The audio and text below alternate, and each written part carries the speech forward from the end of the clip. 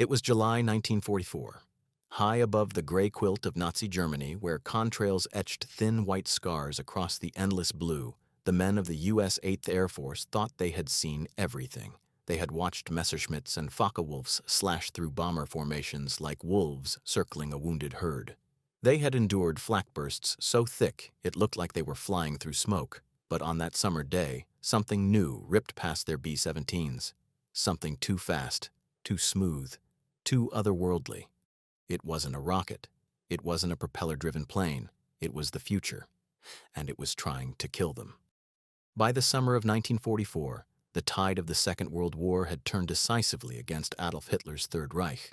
The beaches of Normandy had been stormed and secured by Allied troops in June. In the east, Soviet armies were driving the Wehrmacht back toward the fatherland in a brutal cascade of offensives. Italy had fallen. The skies, once dominated by the fearsome Luftwaffe, now belonged to the Allies. Waves of B-17 flying fortresses and B-24 Liberators pounded German industry day after day, escorted by agile P-51 Mustangs that outclassed nearly anything the Luftwaffe could scramble. The Reich's fuel plants, ball-bearing factories, and synthetic oil refineries lay in ruins. German cities burned under relentless bombardment. Even the most die-hard Nazis knew that defeat was no longer a question of if, only when. But in war, desperation breeds innovation. And somewhere deep inside the labyrinthine complexes of the Messerschmitt Company, engineers had been laboring on a project so radical it bordered on science fiction. Since the late 1930s, long before the world truly understood what a jet engine was, Germany's top aeronautical minds had been working on a machine that would break the shackles of propeller-driven flight. They called it the Messerschmitt Me 262. Its twin Junkers Jumo 004 turbojets promised speeds over 540 miles per hour, a staggering 150 mph faster than the best Allied fighters. It was a leap so great it made the Spitfire and Mustang seem like relics overnight. And now, in the twilight of the Third Reich, this silver phantom was finally taking wing. The men who first saw it had no idea what they were looking at. "It came from nowhere," one B-17 tailgunner later recalled. "I thought it was a rocket at first. It moved so fast I barely got the guns around before it was gone." Another pilot described it as like trying to shoot a ghost. The Me-262 sliced through bomber formations with devastating efficiency, its nose bristling with four 30mm cannons, weapons so powerful they could shred a flying fortress with a few bursts.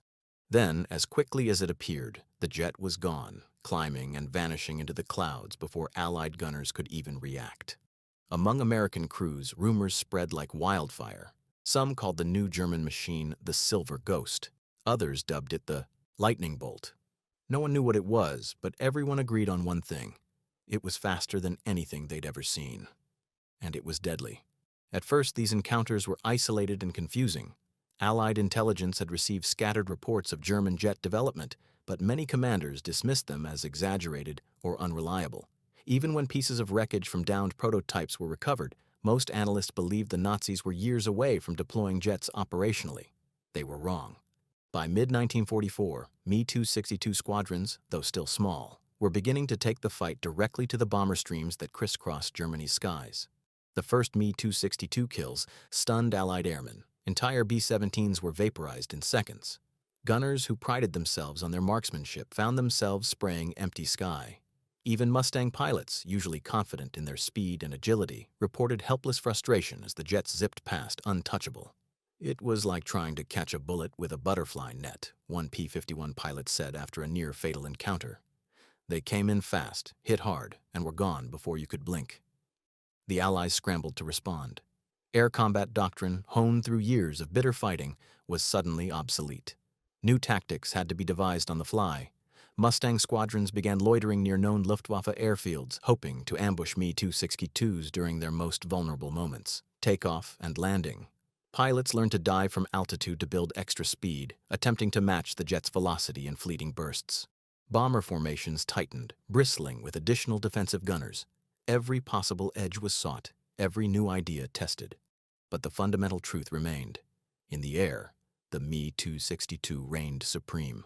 Ironically, the jet's greatest weakness was not technical, it was political.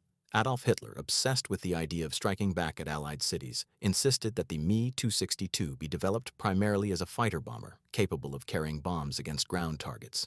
This decision, made against the advice of his top engineers and Luftwaffe officers, delayed the jet's deployment by nearly a year. In that crucial window, the Allies tightened their stranglehold on the Reich. By the time the Me-262 entered combat in meaningful numbers, Germany's industrial base was collapsing, its fuel supplies were dwindling, and its pilots were dying faster than they could be trained. Even so, the Me-262 terrified Allied planners. What if Hitler hadn't meddled? What if, instead of a few dozen jets in mid-1944, Germany had fielded hundreds of them in 1943? Could the bombing campaign have been halted? Could the Normandy invasion have been delayed or even repelled? Many historians believe it's possible. A swarm of Me-262s intercepting Allied bombers over Europe could have inflicted catastrophic losses, forcing the Allies to rethink their entire air strategy. But such speculation is ultimately academic. The realities of wartime Germany, fuel shortages, resource scarcity, relentless bombing, ensured that the Me-262 would always be a weapon of too little, too late. Yet for all its strategic insignificance, the Me-262 changed the world. Captured examples were shipped to the United States and the Soviet Union, dissected by engineers hungry to unlock their secrets. Its influence echoed in the first generation of post-war jet fighters: the American F-80 Shooting Star, the British Meteor, the Soviet MiG-9. Within 5 years, every major air force on Earth was flying jets. The age of propeller-driven dogfights was over. A new era, faster, deadlier, and more technologically complex, had begun. For the men who witnessed its arrival, the Me-262 was more than just a new plane. It was a symbol, a harbinger of a future rushing toward them faster than anyone could have imagined. It was proof that even in the dying days of a doomed regime, innovation could still leap forward. And as the Silver Ghost screamed past the lumbering bombers of 1944, one truth became undeniable. The future of air combat had arrived, and it would never look the same again. By late summer 1944, Allied bomber crews had learned to dread the moments when their formations crossed into German airspace under clear skies. It was then, in the shimmering distance above their contrails, that tiny silver darts sometimes appeared, growing larger, brighter, and faster until they screamed through the formation like a blade through silk. Even seasoned veterans, men who had flown dozens of missions under heavy flak and braved the murderous guns of FW-190s and BF-109s, admitted that facing the Me-262 was something else entirely. "We were used to seeing them coming," recalled one B-24 navigator. "Fighters had a rhythm.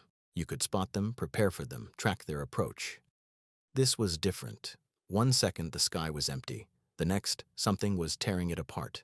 The Luftwaffe pilots who flew the Me-262, a small, elite cadre among Germany's dwindling air force, understood the psychological advantage they held.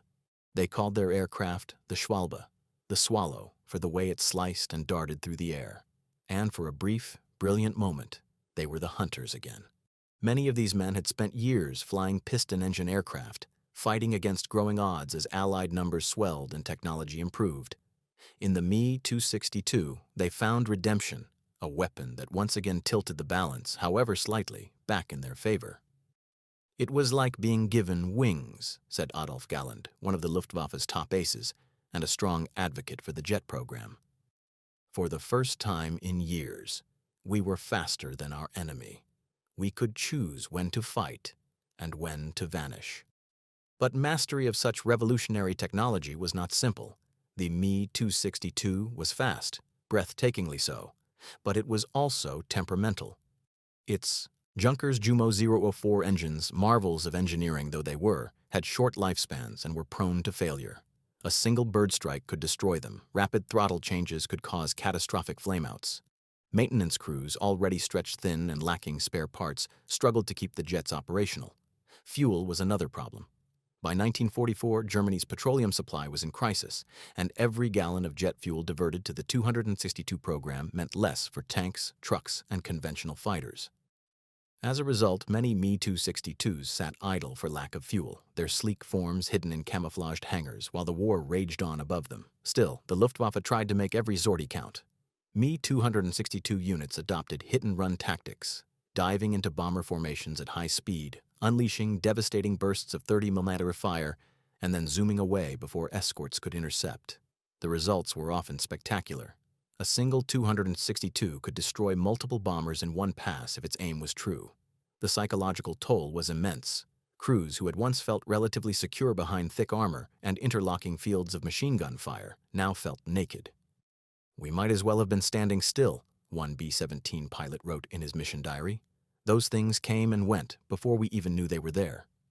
But for every success, there were setbacks. Because of their limited numbers and unreliable engines, Me-262s rarely appeared in groups large enough to turn the tide of a mission. When they did, Allied fighters were ready. P-51 pilots became adept at identifying likely 262 airfields and circling high above them, waiting for the jets to take off or land, their most vulnerable moments. A fully powered Me-262 could outrun any Allied fighter, but during takeoff or final approach it was a sitting duck. Mustang pilots called these ambushes rat-catching, and they became one of the most effective countermeasures against the German jets. "You couldn't catch them in the air," one ace explained, "so you caught them on the ground." The growing desperation within the Luftwaffe was mirrored by growing frustration within the German leadership. Hitler, obsessed with striking back against Allied cities, continued to insist that the Me-262 serve as a bomber, a demand that forced Messerschmitt engineers to redesign parts of the aircraft and delayed its deployment as a pure interceptor. His generals pleaded with him to change course. They argued that the bomber version was less effective, that Germany's best hope lay in using the 262 to sweep Allied bombers from the sky. Hitler refused. He envisioned his Blitz bomber raining destruction on London and Antwerp, avenging the devastation of German cities. The result was a compromise that satisfied no one. Too slow to make an effective bomber. Too late to win the air war. In the meantime, Allied intelligence began piecing together the puzzle of Germany's new weapon. Reports from captured pilots, aerial reconnaissance, and the debris of crashed jets painted a clearer picture.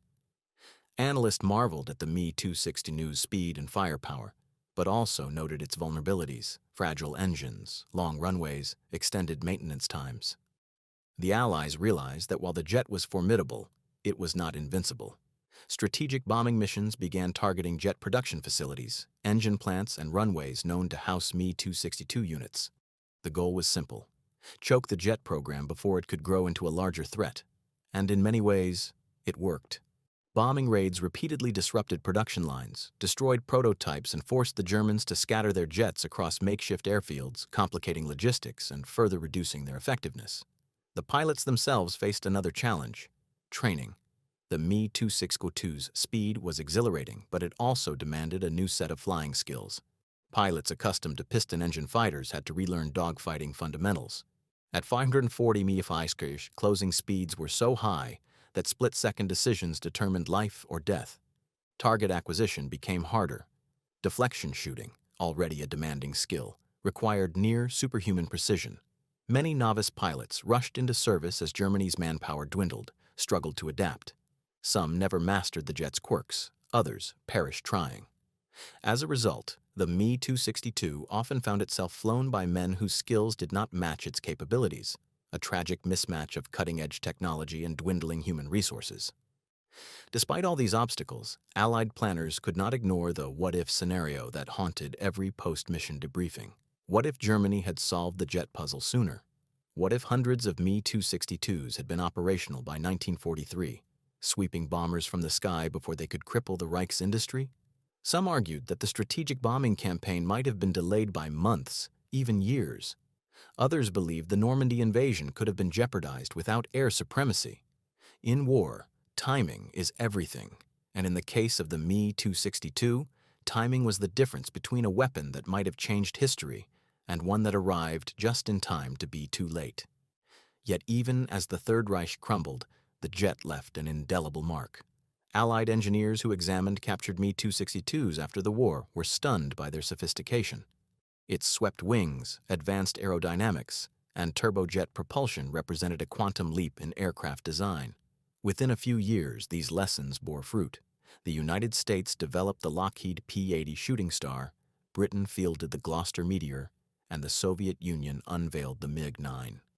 Each bore the fingerprints of German engineering. The race for jet supremacy once confined to secret Messerschmitt workshops, now defined the future of global air power. For the men who fought beneath its shadow, the Me 262 was both terrifying and awe-inspiring. It was the embodiment of war's paradox, a machine born of desperation yet pointing toward the future. It could not save Hitler's regime, but it proved that human ingenuity could leap forward even in the darkest of times. And for the bomber crews who watched it streak past their windows, too fast to fight, too powerful to ignore, it was a glimpse of the world to come. By the autumn of 1944, the Me 262 was no longer just a rumor whispered in briefing rooms or a fleeting streak across the horizon. It had become a regular, if still rare, predator in the skies over Europe. Every mission into German territory carried with it the gnawing fear that somewhere above or behind, a jet was lurking. The old rules of engagement no longer applied. Where once bomber crews could count on early warnings and slow, predictable dogfights, now they were forced to accept that their first sign of danger might also be their last. As one B-17 radio operator later wrote in his memoir, "You didn't fight the 262. You prayed it wasn't coming for you." The Allies had numbers on their side, overwhelming numbers, but technology has a way of mocking statistics. The Me 262's speed and striking power meant that even a handful of them could change the outcome of a mission. Squadrons of Mustangs might shoot down dozens of conventional fighters in a single sortie, but if just 2 or 3 Me 262s got through to the bombers, the damage could be catastrophic. In some raids, crews reported seeing 10 or 15 bombers torn apart in minutes by repeated passes from jets. The Luftwaffe didn't have to win the air war anymore. They just had to make it costly. And with every smoking fortress tumbling toward the earth, they reminded the Allies that even a dying enemy could still strike back. For the pilots of the Me 262, the experience was intoxicating and terrifying in equal measure. The speed was like nothing they had ever felt, so fast that their instruments struggled to keep up. The horizon blurred, the sense of motion dissolved, and the adrenaline was constant. Pilots often described their first flights as disorienting, even frightening. "The ground moved beneath me too quickly," one young flyer recalled. "I felt like I was riding a cannonball." But once they adjusted, many found the sensation addictive. They could now dictate the terms of engagement, appearing and disappearing at will, choosing their battles with surgical precision.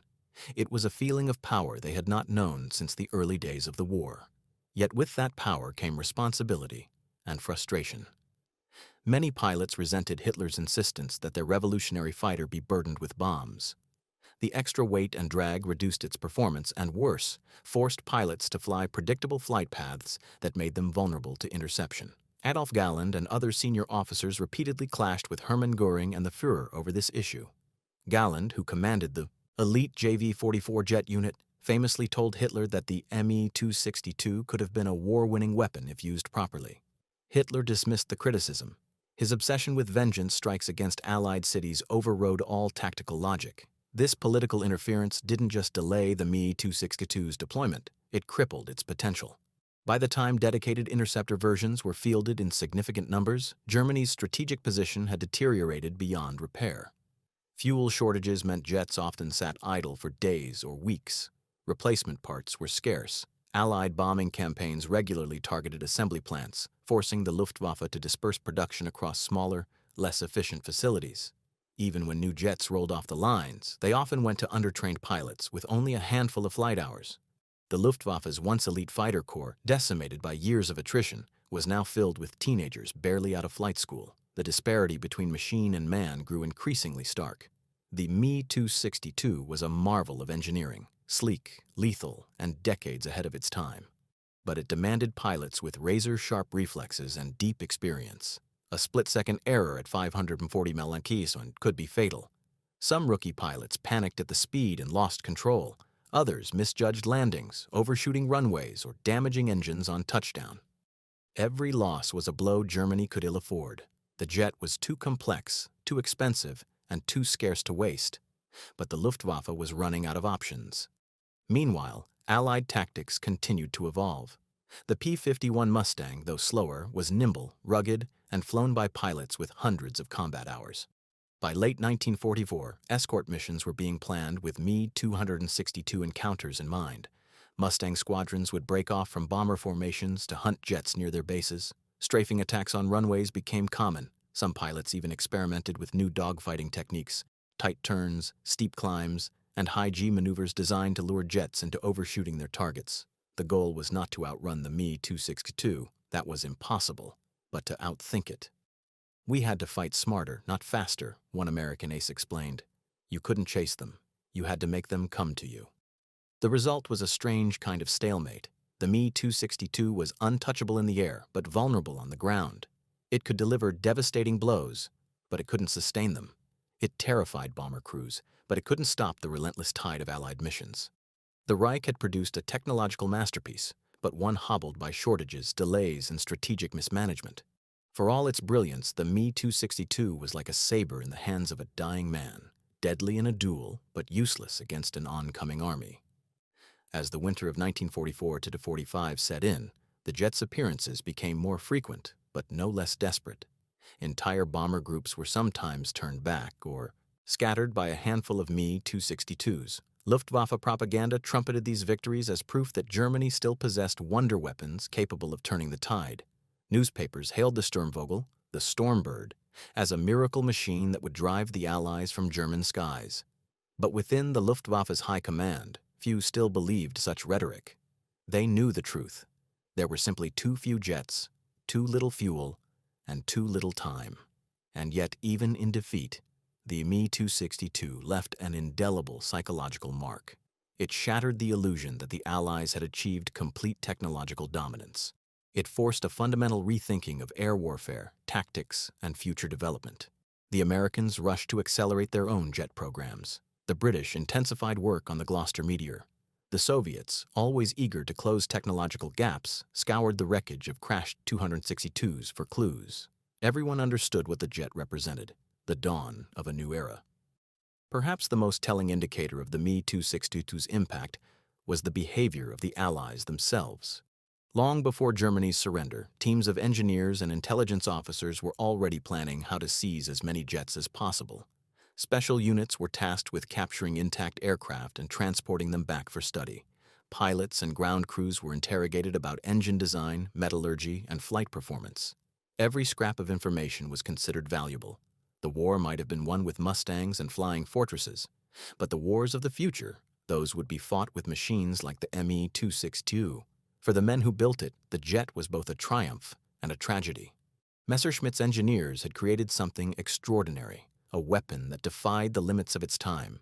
But their creation had been squandered by politics, starved by logistics, and crushed by overwhelming Allied power. It was the ultimate symbol of Nazi Germany's war effort, brilliant, terrifying, and doomed. And for the pilots who flew it, it was a bittersweet legacy. Many would not live to see the jet age their work had helped to create. Others, captured and interrogated, would watch as former enemies built upon their designs and surpassed them. Yet history remembers them. History remembers the roar of those twin turbojets, the streak of silver slicing through the clouds, the stunned silence of Allied crews watching the impossible made real. History remembers the moment when the future first spread its wings over the battlefields of World War II, and how even in defeat, that future refused to be stopped. As 1945 dawned, the sky over Germany was both a graveyard and a laboratory. The once proud Luftwaffe, which had unleashed blitzkrieg across Europe just 6 years earlier, was now a shattered shell of its former self. Its airfields were cratered and burning, its seasoned pilots either dead or exhausted, its fuel depots empty. Yet above the smoke and ruin, the Me-262 still prowled, a ghost of what might have been. For the men who flew it, each mission carried the weight of futility. They knew they could no longer change the outcome of the war, but they also knew they were writing the first chapter of a new age of aviation, even as the old world collapsed beneath them. Winter brought new challenges. The cold strained the fragile Jumo 004 engines, already notorious for their short lifespans. Maintenance crews working in freezing hangars with dwindling supplies struggled to keep the jets in the air. Spare parts were scavenged from wrecks. Fuel was rationed so severely that pilots sometimes received only enough for a single sortie per week. And yet, the jets flew. They took off from hidden runways carved into forests, from makeshift strips concealed near factories, from roads hastily converted into launch sites. Each flight was a small act of defiance, Not against the Allies, but against the inevitable. The Allied bombing campaign intensified with the new year. With air superiority firmly secured, U.S. and British bombers operated with near impunity, striking deeper and deeper into Germany's industrial heartland. Synthetic fuel plants, rail networks, and armament factories were pounded relentlessly. Civilian centers like Dresden and Hamburg were reduced to ashes. Amid this onslaught, the Me-262 became both more dangerous and more irrelevant. It could still inflict terrible losses. A handful of jets could scatter a bomber formation and send dozens of men plunging to their deaths, but it could no longer protect Germany itself. The Reich was bleeding out faster than any miracle weapon could staunch the wound. For the bomber crews, the danger of the 262 remained ever present. Some called it the Angel of Death, a name that captured both its terrifying speed and its ghost-like appearances. Others simply referred to it as the Jet. There was no need for elaborate nicknames. Everyone knew what they meant. Gunners continued to fire blindly into empty sky, hoping to get lucky. Pilots flew tighter formations and prayed their escorts were in the right place at the right time. Each encounter felt like a roll of the dice. Maybe the jets would be elsewhere today. Maybe their fuel would run out. Maybe the weather would ground them. But if not, if they came screaming down from the clouds, survival depended on luck more than skill. One of the most famous jet pilots of the war, Walter Nowotny, embodied both the promise and the tragedy of the Me-262 program. A veteran ace with dozens of kills, Nowotny was chosen to lead Germany's first operational jet unit. He believed deeply in the aircraft's potential, calling it our only hope, but even he could not overcome the obstacles stacked against him. In November 1944, just weeks after his unit entered combat, Nowotny was killed in action, his jet brought down by a combination of engine failure and Allied gunfire. His death was a national blow and a stark reminder that even the best pilots could not compensate for the jet's vulnerabilities. As the Allies closed in on Germany from all sides, the Luftwaffe's desperation grew. New tactics were tried, some daring, others reckless. Jets were deployed in hit teams to ambush bomber streams before they reached their targets. Some pilots experimented with ramming attacks, attempting to cripple bombers when their ammunition ran out. Hitler even floated the idea of using Me-262s as piloted bombs, suicide weapons. But this was rejected by most commanders as a grotesque waste of precious technology. In the final weeks of the war, a few 262s were pressed into night fighter roles, equipped with radar to intercept British bombers under cover of darkness. None of these measures changed the strategic picture. They were the death throes of a dying air force, grasping for any tactic that might slow the inevitable. Yet for all its failures, the Me-262 achieved something remarkable. It earned the respect of its enemies. Allied pilots, hardened by years of combat, spoke of the jet with a mixture of frustration and admiration. "It was like fighting the future," one Mustang pilot said. "We were flying 20th century planes. They were flying something from the 21st. Engineers and scientists echoed this sentiment. After the war, as they examined captured Me-262s in hangars and test facilities, they were stunned by what they found. The jet's swept wings, which reduced drag and improved high-speed performance, were a revelation. Its turbojets, crude by modern standards, represented a technological leap that would shape engine design for decades. Even its weaknesses, the fragility of its engines, the complexity of its maintenance, offered valuable lessons. The Americans were particularly eager to learn.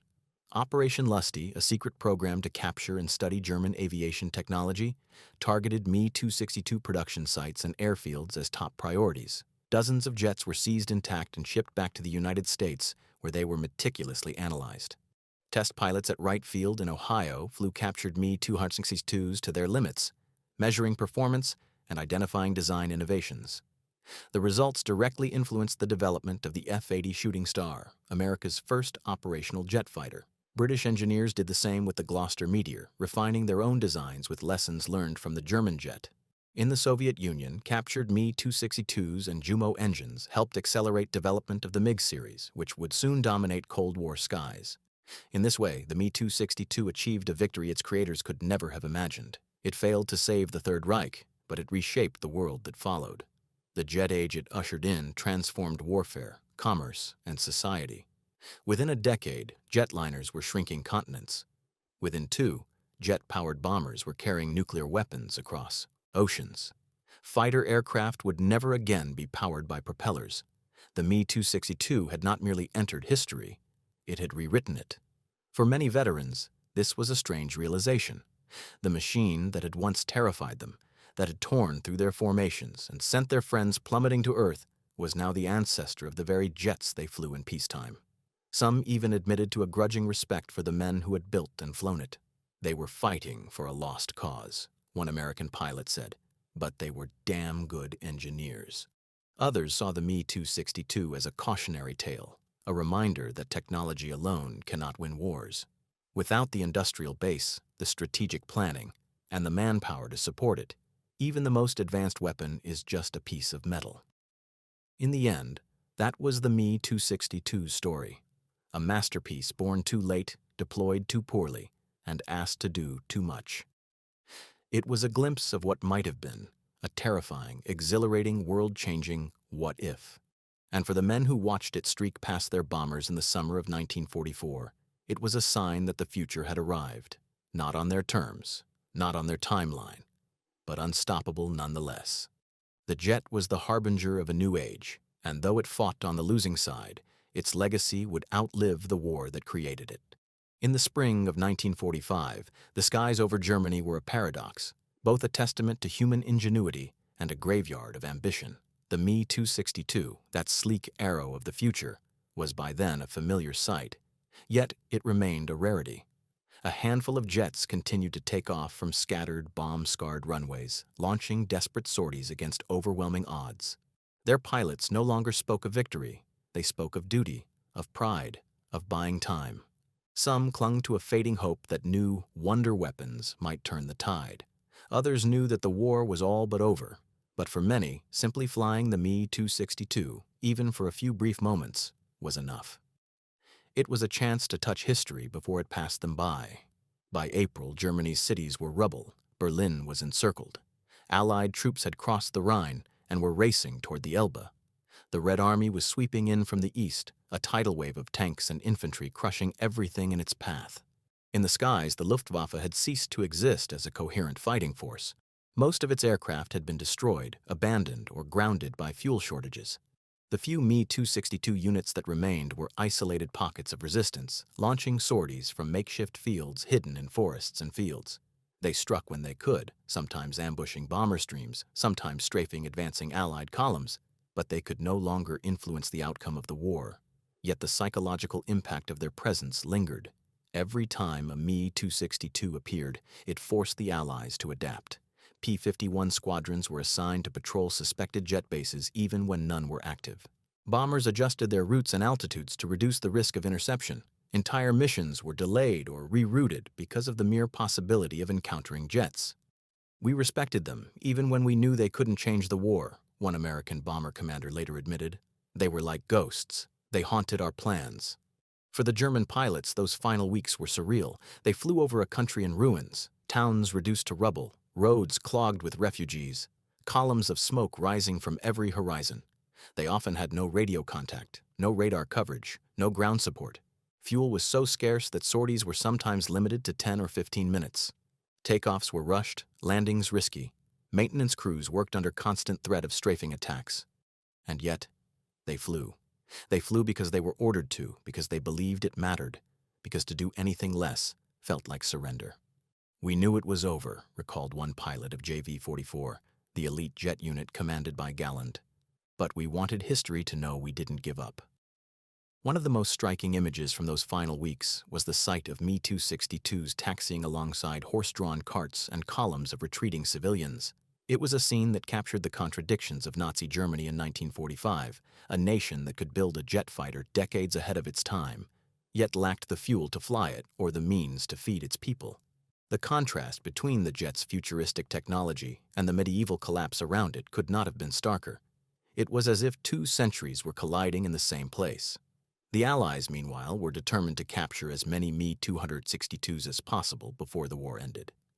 Specialized teams known as T-forces, technical intelligence units, raced ahead of the advancing armies to secure jet production sites, test facilities, and airfields.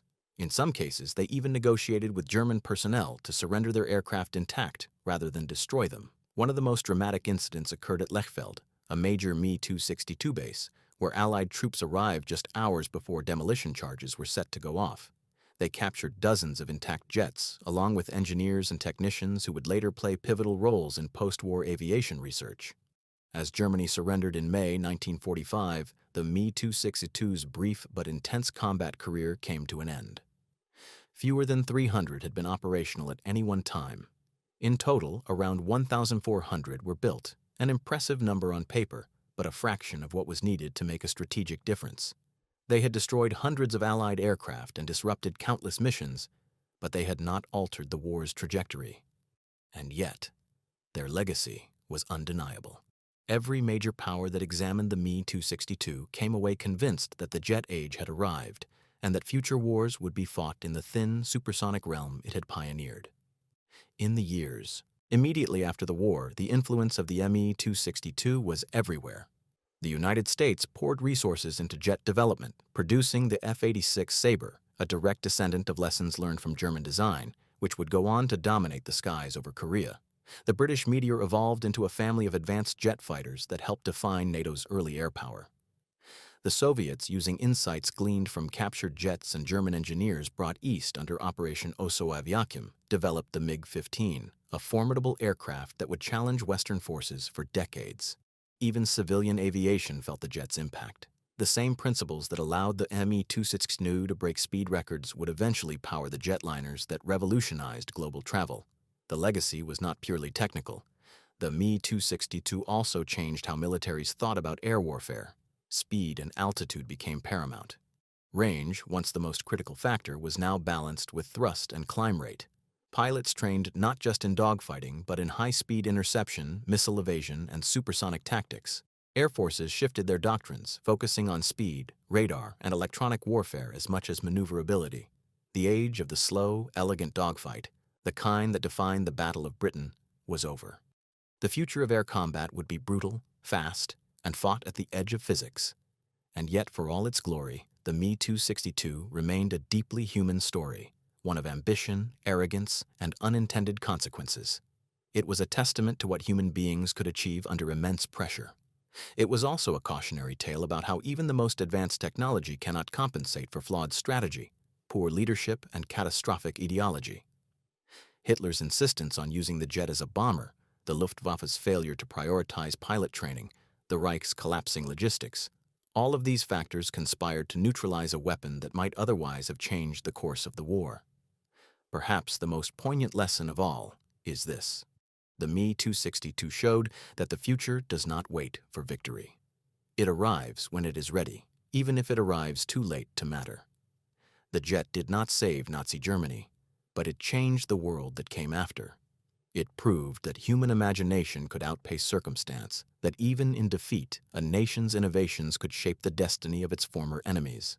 And it reminded everyone who saw it, whether from the cockpit of a bomber or the ruins of a factory, that history is often written not by who wins a war, but by who builds the future first. In that sense, the Me-262 was more than a weapon. It was a prophecy. A sleek, screaming silver prophecy that tore through the skies of 1944 and 1945, telling anyone who cared to listen that the age of propellers was over and the age of jets had begun. The men who built it, the men who flew it, and the men who fought against it were all part of a moment larger than themselves, a moment when the future revealed itself amid the smoke and chaos of war. The surrender of Nazi Germany in May 1945 was supposed to mark the end of the Me-262's story. The factories stopped humming.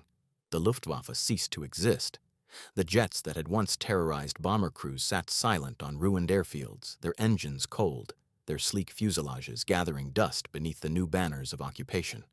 And yet, in many ways, this was only the beginning. Because while Germany's ambitions had been buried beneath the rubble of Berlin, the technology it had unleashed was about to be reborn, and this time, it would be wielded by the victors. The United States moved fastest. Operation Lusty, the secretive program to seize advanced German aircraft and research, became one of the most aggressive intelligence-gathering efforts of the post-war era. Teams of engineers, pilots, and scientists swarmed captured airfields and factories, cataloging every jet, every blueprint, every engine they could find. They weren't just collecting hardware, they were collecting knowledge. Within months, dozens of Me-262s were being crated up and shipped across the Atlantic. At Wright Field in Ohio, test pilots who had spent the war flying P-51s and Thunderbolts now strapped themselves into captured jets, pushing them to their limits, documenting their behavior, and learning from their flaws. The insights they gained were transformative. American engineers studied the Me-262's swept wings, a feature that reduced drag at high speeds and would become a staple of future jet fighters. They dissected the Jumo 04 turbojet, analyzing its strengths and weaknesses, and used that knowledge to refine their own engine designs. Even the aircraft's failures were instructive. The fragility of its engines, the poor acceleration at low speeds, the vulnerabilities during takeoff and landing. All of these lessons shaped the design philosophy of the next generation of American jets. Within a few short years, the Lockheed P-80 Shooting Star and the North American F-86 Sabre were taking to the skies, each owing a debt to the Me-262's pioneering design. The British, too, wasted no time. The Gloucester Meteor, the Royal Air Force's first operational jet fighter, had entered service before the end of the war, but it was crude and underpowered compared to the Me-262. British engineers eagerly examined captured German jets, adopting many of their aerodynamic principles. The Meteor's successors, faster, more stable, and more heavily armed, bore the unmistakable fingerprints of German engineering. Across the Channel, France launched its own jet programs, often relying on former German engineers who had been quietly recruited after the war. Even neutral Sweden incorporated Me-262 design elements into its first-generation jet fighters. But it was in the Soviet Union that the Me-262's influence became perhaps most dramatic. The Red Army had captured several intact jets, along with key personnel from Messerschmitt and Junkers. Soviet engineers studied them obsessively, reverse engineering components and adapting their designs. The MiG-9, the Soviet Union's first jet fighter, was heavily influenced by the Me-262, and its successor, the MiG-15, incorporated many of the aerodynamic lessons learned from the German aircraft. When the Korean War broke out in 1950, American pilots found themselves facing MiG-15s in dogfights, and ironically confronting the evolutionary descendants of the jet that had once hunted their bombers over Germany. The Me-262's influence extended far beyond the battlefield. It played a pivotal role in the birth of commercial jet aviation, too. Engineers who had worked on military jet programs turned their attention to civilian transport, adapting the same principles of high-speed, high-altitude flight for passenger travel. Within a decade, the first generation of commercial jetliners, led by the British de Havilland Comet and the American Boeing 707, was shrinking the world, cutting transatlantic travel times from days to hours. The jet age, which had begun as a desperate gamble in the dying days of the Third Reich, had become the foundation of a new global era. For the men who had built and flown the Me-262, the post-war years were complicated. Many were interrogated, tried, or banned from working in aviation. Others were quietly recruited by Allied governments, their expertise deemed too valuable to ignore. Some found work in the United States under Operation Paperclip, contributing to American aerospace and missile programs. Others went to the Soviet Union, where they worked in design bureaus under close supervision. A few returned to civilian life, their wartime experiences a mixture of pride and regret. "We built something extraordinary," one former Messerschmitt engineer said decades later. "But we built it for the wrong cause." The Me-262 also entered the realm of myth and memory. In the decades after the war, it became a staple of documentaries, museum exhibits, and aviation history books. Pilots who had fought against it recounted their awe and frustration. Historians debated its significance. Was it a missed opportunity that could have changed the war's outcome? Or was it always doomed to be too little, too late? Most agreed on one point. The Me-262 was a technological leap far ahead of its time, a weapon that belonged to a different era, accidentally born into the wrong one. Yet amid the fascination, there was also a deeper lesson. The Me-262 showed that technology alone is not destiny. It proved that even the most advanced weapons are useless without strategy, logistics, and leadership. The jet's existence did not save Germany from defeat, just as later generations of cutting-edge weapons would fail to guarantee victory in Vietnam, Afghanistan, or Iraq. War is fought not just with machines, but with ideas, resources, and people. The Me-262 was a masterpiece of engineering, but it was also a monument to the limits of technology in the face of overwhelming reality. Even so, the sheer audacity of the Me-262 continues to inspire. Its silhouette, sleek, predatory, unmistakable, remains one of the most iconic in aviation history. Restored examples now sit in museums around the world, in Washington, in London, in Munich, in Moscow. Visitors gaze at them in awe, imagining what it must have been like to see one screaming across the sky in 1944, faster than anything humans had ever built before. They are more than relics. They are symbols of ingenuity, of ambition, of the eternal human desire to push beyond what is possible. In a way, the Me-262 is a story not just about war, but about humanity itself. It is about our capacity to dream, even in the darkest of times. It is about the strange and unsettling fact that some of our greatest innovations emerge not from peace, but from conflict. And it is about how those innovations can outlive the causes that gave birth to them, shaping the future long after the battles have ended. The men who saw the Me-262 streak past their bombers in 1944 could not have known what it represented. To them, it was a threat, a terrifying new weapon designed to kill them. But history sees it differently. History sees it as the beginning of something bigger, something that transcended the war it was built for. The Me-262 was not just a fighter, it was a messenger from the future, a harbinger of the jet-powered world to come. And once that future revealed itself, there was no turning back. The post-war years were filled with stories of transformation, of engineers who had once designed weapons for the Nazi regime now helping shape the Cold War balance, of captured technology becoming the blueprint for new machines, of lessons learned in the chaos of war being codified into doctrine for the jet age. And at the heart of so many of those stories was the Me-262. It had been born out of desperation, built under bombardment, flown by pilots who knew they were losing. And yet, despite all that, its DNA lived on in nearly every jet that followed. It was the bridge between two worlds, the last breath of the propeller age and the first gasp of the future. As the Cold War settled over the planet in the late 1940s and 1950s, that future became increasingly defined by speed, altitude, and reach. The United States and the Soviet Union, now locked in a global struggle for supremacy, poured vast resources into jet technology. The lessons learned from the Me-262 about aerodynamics, propulsion, and the vulnerabilities of jet aircraft guided nearly every decision. Engineers sought ways to improve upon the German design, to overcome its weaknesses while building on its strengths. They developed engines that were more reliable, more powerful, and more efficient. They experimented with new materials, new wing shapes, and new flight controls. And they envisioned aircraft that could not just outrun their enemies, but outthink and outlast them too. In this way, the Me-262's legacy became part of a broader story, one that extended far beyond fighter planes. It influenced bombers, reconnaissance aircraft, and eventually spacecraft. The same principles that allowed the jet to slice through the skies over Germany would one day send humans into orbit. The idea that speed and altitude were paramount, that reaching higher and moving faster could confer decisive advantage, became a cornerstone of aerospace philosophy. In the race for space that defined the Cold War, echoes of the Me-262's design lineage could still be heard in the roar of rockets leaving Earth's atmosphere. But perhaps the most profound impact of the Me-262 wasn't technical, it was psychological. It changed the way military planners, scientists, and politicians thought about innovation. Before 1944, most had believed that technological revolutions occurred gradually, step by step. The Me-262 shattered that illusion. It showed that a single leap, properly executed, could render entire categories of weapons obsolete overnight. It demonstrated that war was not just a contest of armies and economies, but of ideas. And it taught nations that falling behind technologically was no longer an inconvenience. It was an existential threat.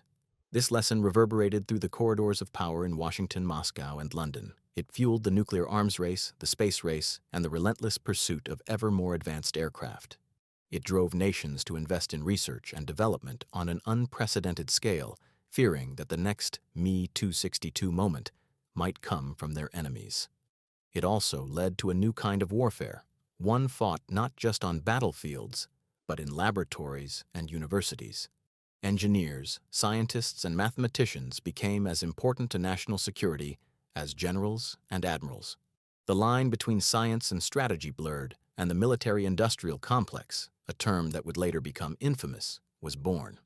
Meanwhile, veterans of the Second World War carried their memories of the Me-262 with them into the jet age.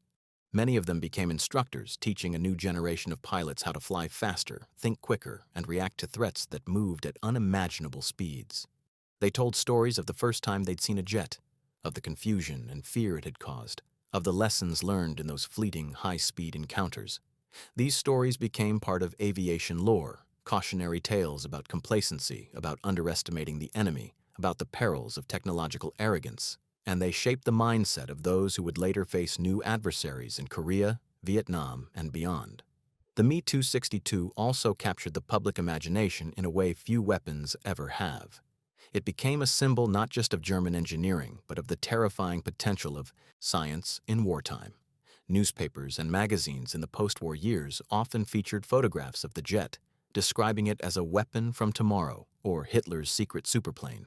Science fiction writers drew inspiration from it, envisioning worlds where wars were fought by fleets of supersonic craft. Movie studios used its silhouette as shorthand for futuristic power. Even decades later, when jet technology had advanced far beyond anything Messerschmitt could have imagined, the Me-262 remained an icon, a reminder of the moment when humanity first broke free from the limitations of propeller-driven flight. Yet for all the fascination, there was an undercurrent of unease in how people remembered the jet. It was, after all, a weapon designed for a monstrous regime, built by a nation that had plunged the world into chaos. Its beauty and brilliance were inextricably linked to the horror and destruction it was meant to serve. Museums that displayed the Me-262 often grappled with this duality. Should it be presented as a triumph of engineering or as a cautionary tale about the misuse of science? Most chose to do both, to celebrate the innovation while never forgetting the context in which it was created. This dual legacy of awe and warning is perhaps the most enduring aspect of the Me-262's story. It forces us to confront uncomfortable truths about technology and morality. It reminds us that progress is not inherently good or evil. It is a tool shaped by the hands that wield it and the intentions that guide it. The same jet that once tore Allied bombers from the sky also laid the groundwork for peaceful global travel and exploration. The same engineers who once built weapons of war later helped launch satellites and explore space. The Me-262's history is a microcosm of the 20th century itself, a century defined by breathtaking innovation and unprecedented destruction, often intertwined. By the 1960s, the Me-262 was no longer the cutting edge of aviation. Supersonic fighters were pushing past the speed of sound. Missiles were replacing cannons as the primary air-to-air weapon. The next frontier was not just speed, but stealth, agility, and integrated electronic systems. And yet, the jet's shadow still loomed large. Every new aircraft design, from the F-4 Phantom to the MiG-21, could trace at least part of its lineage back to the work Messerschmitt's engineers had done under the bombs and chaos of wartime Germany. It is perhaps fitting, then, that the Me-262's final legacy was not as a weapon, but as a teacher. It taught engineers how to think differently. It taught pilots how to fly differently. It taught strategists how to plan differently. And it taught the world that the future can arrive suddenly, without warning, in a flash of silver across a summer sky, and that when it does, everything that came before becomes obsolete in an instant. By the dawn of the 1970s, the Me-262 had become something almost mythic, a machine that existed as much in the imagination as in the historical record. It had been obsolete for decades, surpassed by supersonic jets that could climb twice as high and fly twice as fast, but it was never forgotten. Aviation museums proudly displayed it as the first of its kind. Pilots who had flown it or fought against it were invited to speak at conferences and universities, their stories treated as first-hand accounts of a turning point in human technological history. Even as humanity reached into space, orbiting the Earth and landing on the Moon, the Me-262 remained a symbol of the moment when humankind first broke free from the limitations of propeller-driven flight. What made the jet so unforgettable wasn't just its technological significance, it was the drama of its story. It had appeared at the height of the most destructive conflict in human history, wielded by a regime desperate to stave off inevitable defeat. It had terrified Allied pilots and bomber crews, caused strategic shifts, and hinted at a future that would soon become reality. And yet, it had failed in its primary purpose. It had not saved the Third Reich. It had not turned the tide of war. In a sense, the Me-262's story was a metaphor for Germany's war effort as a whole, brilliant in places, innovative beyond its time, but fatally undermined by arrogance, mismanagement, and ideology. Historians continued to debate the great "what if" surrounding the jet. What if Hitler had listened to his generals and allowed it to be developed purely as a fighter from the beginning? What if production had started earlier, before Allied bombers had devastated Germany's industrial base? What if fuel supplies had been secured or pilot training prioritized?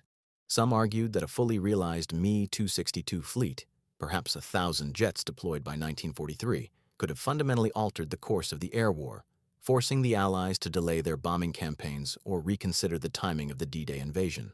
Others believed the impact would have been limited. Allied industry was simply too vast, and American and British engineers would have accelerated their own jet programs in response. The truth, as with so many historical hypotheticals, likely lies somewhere in between. One thing, however, was clear.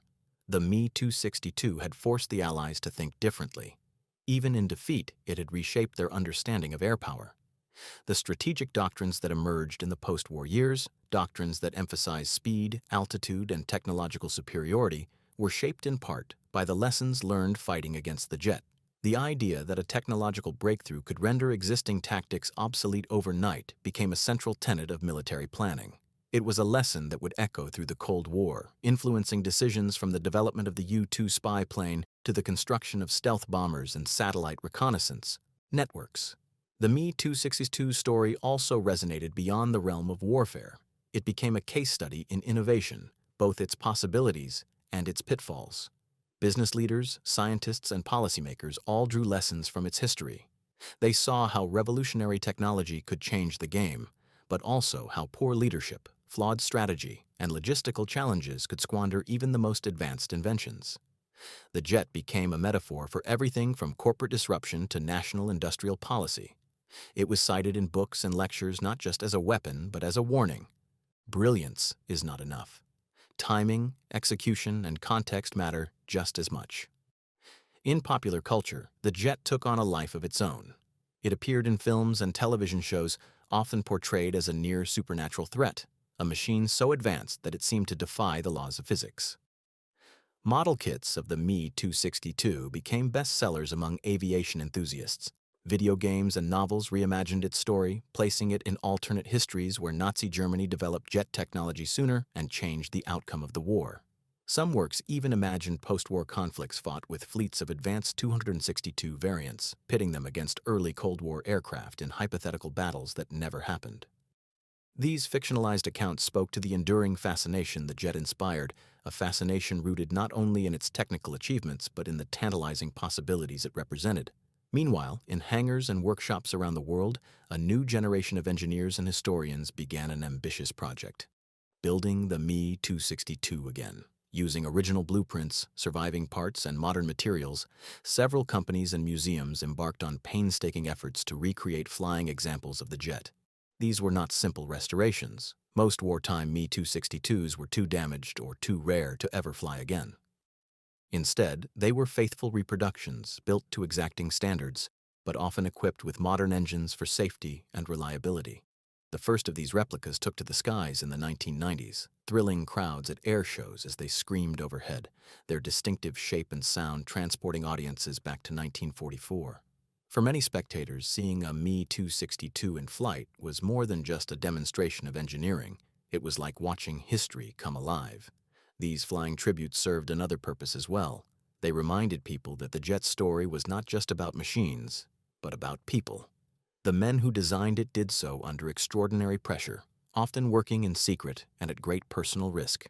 The pilots who flew it faced overwhelming odds, knowing that their missions were unlikely to change the outcome of the war. The bomber crews who fought against it confronted fear and uncertainty in ways few could understand, and the civilians who witnessed it streaking across the sky, often as bombs rained down on their cities, saw in it a symbol of both the horror and the ingenuity of modern warfare. The Me-262 was not just a technological artifact, it was a human story written in sweat, fear, courage, and sacrifice. That human element is perhaps why the Me-262 continues to resonate today. It is easy to admire its engineering, to marvel at its speed and design, to trace its influence on the aircraft that followed.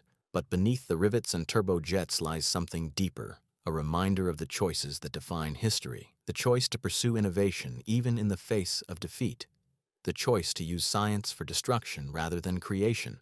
the choice to prioritize ideology over strategy, and the consequences of that decision. These choices shaped the Me-262's fate, just as they shaped the fate of every technological breakthrough. And so, nearly a century after it first took to the skies, the Me-262 remains more than just a museum piece. It is a mirror, one that reflects not only the past, but the present and future as well.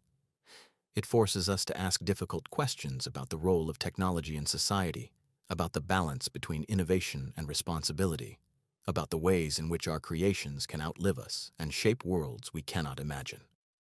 It stands as a reminder that progress is not linear, that the future does not always arrive gently, and that sometimes it comes roaring out of the sky in a flash of silver and fire. Even as decades passed and the jet age became a taken-for-granted reality, the Me-262 retained a certain mystique. Pilots who had flown supersonic aircraft, astronauts who had ridden rockets into orbit, many of them still spoke with awe about that first generation of jets and the men who had designed them. They understood something that the public often forgot, that every breakthrough builds on those that came before. The mighty F-15s, F-22s, MiGs, and Sukhois of the late 20th and early 21st centuries all trace their lineage, in one way or another, back to the small team of German engineers hunched over drawing boards in the late 1930s, dreaming of a future no one else could yet imagine. And those dreams were not limited to speed. The Me-262's development pushed the boundaries of metallurgy, aerodynamics, and manufacturing. New alloys were needed to withstand the searing heat inside the turbojets. New production techniques were invented to shape and assemble the aircraft's sleek fuselage. New flight control systems were devised to handle the stresses of high-speed flight. Many of these innovations found their way into post-war industries far removed from aviation, in automotive engineering, power generation, and even early computing. In this way, the Me-262's influence rippled outward, shaping technologies that would touch millions of lives in ways its creators could never have predicted. The story of the Me-262 is also, in many ways, a story of unintended consequences. No one involved in its design could have imagined that their work would one day make civilian air travel possible, or that the same principles behind their deadly jet fighter would allow families to fly across continents in a matter of hours. They could not have foreseen that their pursuit of military advantage would lead decades later to the globalized world of instant communication, trade, and cultural exchange. Yet that is precisely what happened. Like so many wartime technologies, but from radar to nuclear power, the Me-262's legacy transcended its original purpose, shaping the civilian world as profoundly as it shaped the military one. In Germany itself, the jet occupies a complicated place in memory. For many years after the war, the nation was reluctant to celebrate any aspect of its wartime technology, fearing that doing so might appear to glorify a dark and catastrophic chapter of its history. The Me-262 was often mentioned in historical accounts, but it was rarely displayed or discussed with the pride seen in other countries.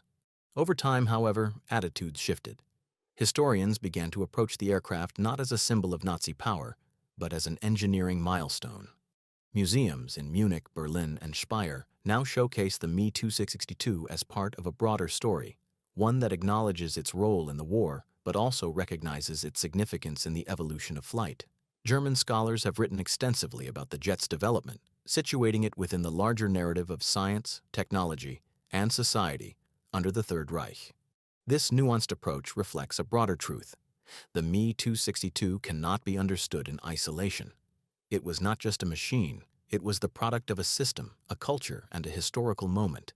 Its creation was shaped by the Nazi regime's obsession with technological supremacy, by the pressures of total war, and by the ideological priorities that distorted military decision-making. It was shaped by the courage and ingenuity of the engineers who built it, and by the cruelty of a government willing to exploit slave labor to meet production quotas. It was shaped by the desperation of a nation on the brink of defeat, and by the relentless advance of enemies determined to crush it. The Me-262 was not merely a technological artifact, it was a reflection of an entire world, its ambitions, its contradictions, its triumphs, and its tragedies. The aircraft's story also offers timeless lessons about innovation under pressure. It shows how war can accelerate technological development, forcing breakthroughs that might otherwise have taken decades. But it also shows how those same pressures can distort priorities, leading to rushed decisions, flawed designs, and wasted potential. The Me-262's greatest strengths, its speed, its firepower, its revolutionary design, were compromised by political meddling and logistical chaos. In that sense, the jet is a cautionary tale about how innovation, no matter how brilliant, can be undermined by poor leadership and short-sighted strategy. Perhaps the most haunting aspect of the Me 262 story is the sense of inevitability that surrounds it. Even if Germany had never built the jet, someone else would have. The British, Americans, and Soviets were all pursuing jet technology in one form or another. The transition from propeller to jet power was not a question of if, it was a question of when. And yet, the fact that it was Nazi Germany, the most reviled regime in modern history, that achieved this leap first is a reminder of a deeper truth. Technological progress is indifferent to morality. It can emerge from democracies or dictatorships, from noble causes or evil ones. Its consequences depend not on the purity of its origins, but on the choices humanity makes once the knowledge exists. This realization forces us to confront uncomfortable questions about our own age. Today, humanity stands on the brink of new technological revolutions in artificial intelligence, biotechnology, quantum computing, and more. Like the Me 262 in 1944, these technologies promise to reshape the world in ways we can barely imagine. But they also carry risks, both known and unforeseen. Will we harness them for the betterment of humanity, or will they become tools of destruction and oppression? Will they be guided by wisdom and foresight, or by ideology and fear? The story of the Me 262 does not provide answers to these questions, but it does offer a warning that innovation without vision can be as dangerous as ignorance. And so, as the decades rolled on, the Me 262 remained more than just a historical footnote. It became a lens through which to view the 20th century, a century defined by unprecedented leaps in technology, by the dual capacity of science to uplift and to destroy, and by the uneasy relationship between human creativity and human morality. It is a story that resonates not only with historians and engineers, but with anyone who grapples with the ethical implications of progress. The jet's physical presence also endures. Restored Me 262s still take to the skies at air shows, their engines howling as they accelerate down the runway. Crowds fall silent as the aircraft lifts into the air, its silhouette instantly recognizable even to those who know little about aviation. In that moment, the past and the present converge. The audience is not just watching a piece of history. They are witnessing the birth of everything that came after. They are seeing the ancestor of the jets that guard the skies today, the progenitor of the machines that carry people across oceans, the seed from which modern aerospace was born. And when that aircraft banks and streaks across the horizon, it is easy to imagine what those bomber crews must have felt in 1944. The shock, the fear, the awe. It is easy to understand why they described it as a ghost, a lightning bolt, a weapon from the future, because in a very real sense that is exactly what it was. The Me 262 was the future, arriving too soon for the war that birthed it, but perfectly timed for the world that followed.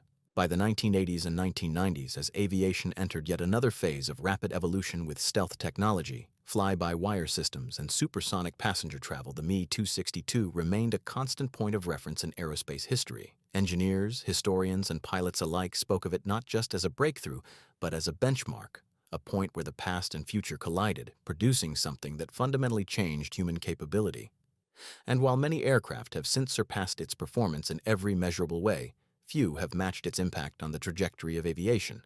It was the stone dropped into the still water of flight history, its ripples still spreading decades later. One reason the Me 262's influence endures is that it embodies a rare combination of qualities: technical brilliance, historical significance, and dramatic narrative. Most revolutionary technologies arrive quietly, their impact unfolding gradually over years or decades. The Me 262, by contrast, burst onto the world stage in a moment of crisis, shocking those who encountered it and rewriting the rules overnight. Its appearance was cinematic, a streak of silver across the sky, a weapon that seemed to defy the known laws of flight. This combination of shock, mystery, and power left a deep imprint on the collective memory of those who lived through the war and those who studied it afterward. The jet also became a symbol of the contradictions of technological progress. On one hand, it represented human ingenuity at its most audacious, the ability to imagine and create something that had never existed before. On the other, it was a weapon built for a genocidal regime, designed to prolong a war that had already cost tens of millions of lives. These contradictions make the Me-262 a deeply human story, one that refuses to be simplified into good or evil, triumph or failure. It is a story about how technology reflects the values and priorities of the societies that create it, and about how those choices shape the world that follows. The jet's influence even extended beyond aviation into broader military thinking. Its introduction forced strategists to confront new questions about speed, surprise, and technological asymmetry, questions that remain relevant today. How do you fight an enemy with vastly superior technology? How do you integrate revolutionary weapons into existing doctrines? How do you balance quality and quantity in a world where the pace of innovation is accelerating? The Me-262 provided early case studies in all these dilemmas. Its successes showed how disruptive technology could rewrite the rules of combat. Its failures demonstrated how those advantages could be squandered by poor leadership, inadequate logistics, or strategic miscalculations. The concept of technological asymmetry, of one side possessing a weapon so advanced that it temporarily negates the other's numerical or logistical superiority, became a recurring theme of the Cold War. It was visible in the U.S. stealth programs of the 1980s, which aimed to penetrate Soviet air defenses undetected. It appeared again in the development of precision-guided munitions, which sought to offset Soviet numbers with pinpoint accuracy. And it remains visible today in debates over hypersonic weapons, artificial intelligence, and cyber warfare. In each case, the lessons of the Me-262 echo faintly in the background. Technology can provide a decisive edge, but only if it is integrated effectively into a broader strategy. The aircraft also left its mark on aviation culture in ways that go beyond its technical legacy. Among pilots, the Me-262 has long been a subject of fascination and respect. Those who have had the rare opportunity to fly restored or replica versions describe the experience as unlike any other. It is not simply a matter of speed, though the aircraft remains impressively fast by World War II standards, but of feel. The jet's acceleration, its responsiveness, its smoothness in flight, all speak to a design that was ahead of its time. You get the sense, one modern test pilot remarked, that this plane wasn't meant for 1944. It was meant for 1964. For aviation enthusiasts and historians, the Me-262 is a touchstone, a machine that invites endless speculation and admiration. It appears in countless documentaries, books, and exhibitions. Scale models of the jet are prized by collectors, while video games and simulations allow new generations to experience virtual dogfights against and with it. Its story is taught in military academies around the world, not just as a historical curiosity, but as a case study in innovation, doctrine, and the interplay between technology and strategy. Perhaps the most striking aspect of the Me-262's legacy, though, is its emotional resonance. Even people with little interest in aviation or military history often respond to its story on a deeper, almost instinctive level. There is something inherently compelling about a machine that was so far ahead of its time, a glimpse of the future that arrived too soon. It taps into a universal human fascination with innovation, with the idea that the future is always closer than we think. And it raises profound questions about the nature of progress. Can it be controlled? Can it be directed toward good rather than evil? Or is it an unstoppable force that follows its own logic, indifferent to the intentions of those who set it in motion? These questions give the Me-262's story a timeless quality. They are as relevant today, in an age of artificial intelligence and gene editing, as they were in 1944. The jet becomes more than a historical artifact. It becomes a metaphor for the human condition, for our endless drive to push boundaries and the unintended consequences that often follow. In this sense, the Me-262 is not just about the past, it is about the future too. The enduring fascination with the jet also says something about humanity's relationship with war and technology. There is an undeniable tension in the way we remember machines like the Me-262, a mix of horror at their destructive purpose and admiration for their technical brilliance. This duality reflects a larger truth about human nature. We are capable of creating tools of unimaginable power, and we are also capable of using them for terrible ends. The Me-262 forces us to confront that contradiction in its purest form. It is a machine that embodies both the best and worst of us, our creativity and our cruelty, our genius and our folly. In the final analysis, the Me-262's importance lies not in what it achieved on the battlefield, though its achievements there were significant, but in what it represented. It was a pivot point in history, a moment when humanity crossed a threshold and never looked back. Before the Me-262, flight was defined by propellers, pistons, and the limitations of early aviation. After it, flight became something entirely different, faster, higher, more complex, more transformative. The world had changed, and there was no going back. The men who first saw it streak past their bombers in 1944 could not have known that they were witnessing the dawn of a new era. To them, it was simply a threat, deadly, mysterious, and terrifying. But history has a way of revealing the true significance of things only in hindsight. And in hindsight, the Me-262 was not just a weapon. It was a milestone, one of those rare inventions that divide history into before and after.